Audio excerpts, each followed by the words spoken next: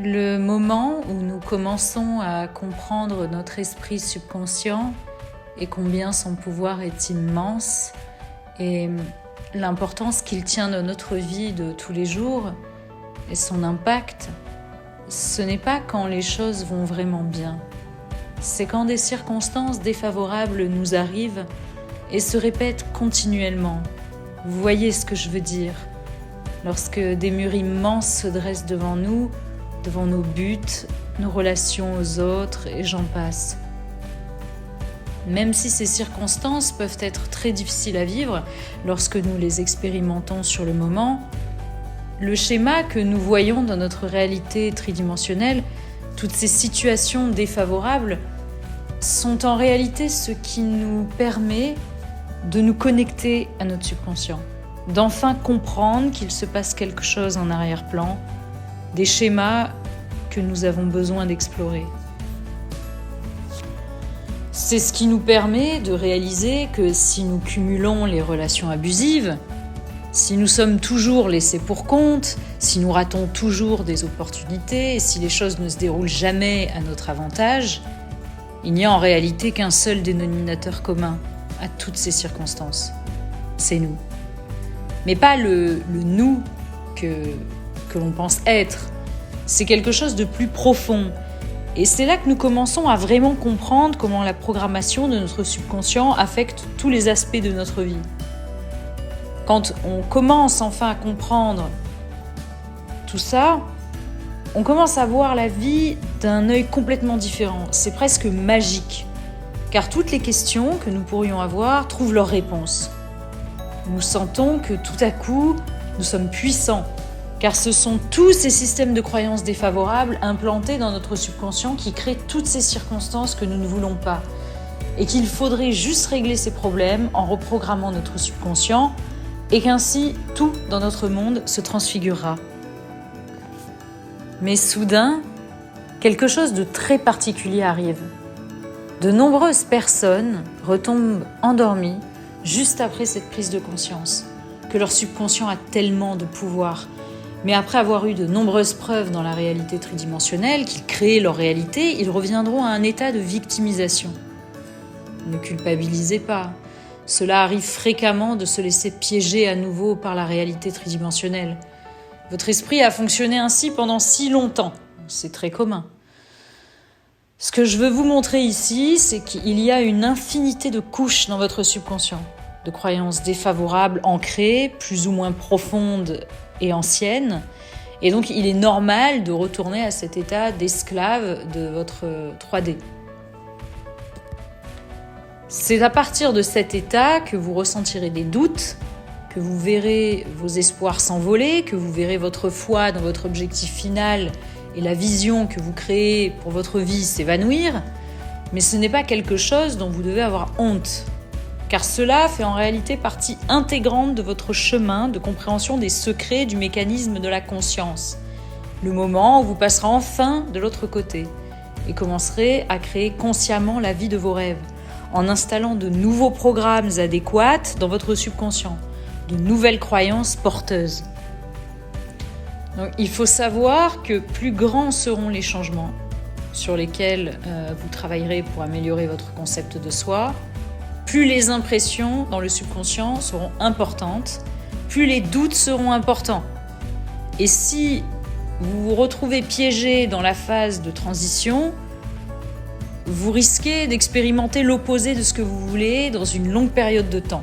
Donc si les choses n'arrivent pas en une nuit, ne soyez pas dissuadés, découragés.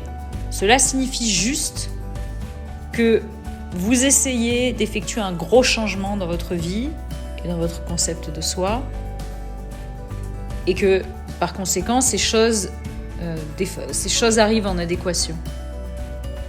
Cela est normal de ressentir ces sentiments de doute, mais croyez-moi, ils passeront. Pour vraiment comprendre que ce n'est pas votre faute si cela prend du temps à votre subconscient de briser ces schémas, et surtout pourquoi vous ne pouvez pas effacer en un instant ce que vous avez appris durant toute une vie, je vais à présent vous donner un très bon exemple, le langage. Je vais vous énoncer maintenant une citation célèbre de Sadhguru, de l'auteur Sadhguru. Language is just a conspiracy between two people. En d'autres termes, en français, le langage est une conspiration entre deux personnes. Vous émettez un son et l'autre personne lui donnera automatiquement une signification.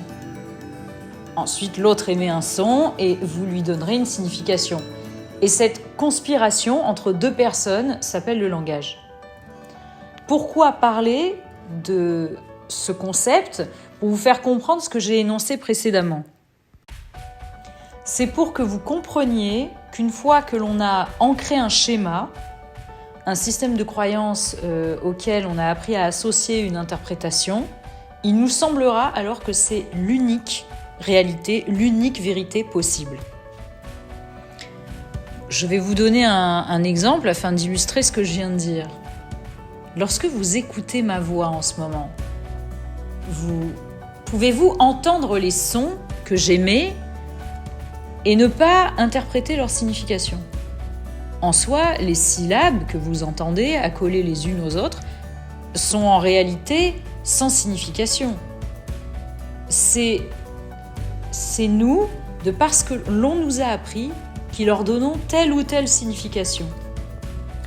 C'est nous qui les appelons des mots provenant de notre dictionnaire inconscient, duquel émergent toutes ces significations en arrière-plan de notre conscience.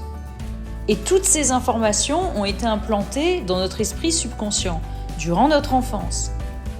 Et quand vous entendez ces mots aujourd'hui, cela vous paraît tout à fait naturel de les interpréter de telle ou telle manière. Ce serait d'ailleurs même très difficile, voire impossible pour vous, de leur donner une signification différente que celle que vous connaissez. Je vais vous demander maintenant d'essayer de séparer les mots que vous entendez de leur signification. Y arrivez-vous? J'imagine que cela vous semble impossible. Essayez par exemple également d'ouvrir un livre et de voir seulement des formes et non des lettres comprenant une signification, ou de voir simplement des lettres mais pas les mots, ou encore de voir les mots mais pas leur signification. Ressentez-vous la profondeur des couches que vous devriez traverser afin d'atteindre un état de pure conscience induisant la disparition de leur signification? Eh bien, c'est exactement aussi profondément que sont ancrés nos systèmes de croyances limitatives et tous les programmes qui nous dirigent, n'importe quel qu'en soit le sujet auquel vous pourriez penser.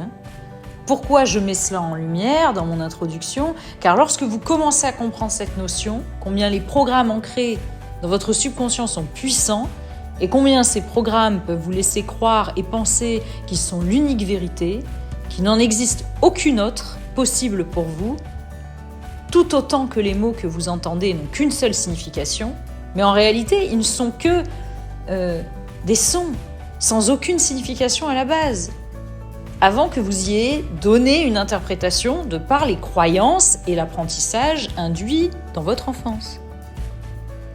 Je voudrais que vous commenciez votre voyage en considérant un instant que ce qui vous paraît si réel et véritable dans vos vies en ce moment, ces choses qui vous limitent, qui vous semblent insurmontables et impossibles, ainsi que la perception que vous avez de vous-même, ce que vous êtes capable de faire et comment le monde où les choses doivent fonctionner au niveau spirituel ou matériel, que ces choses sont simplement dues au programme ancré dans votre subconscient. Tout ce que vous croyez comme vrai, comme des faits, ne sont rien de plus que toutes les autres infinies possibilités qui s'offrent à vous dans l'univers au moment présent. Il est temps de prendre votre place. Vous êtes le créateur. Vous êtes le Dieu de votre réalité.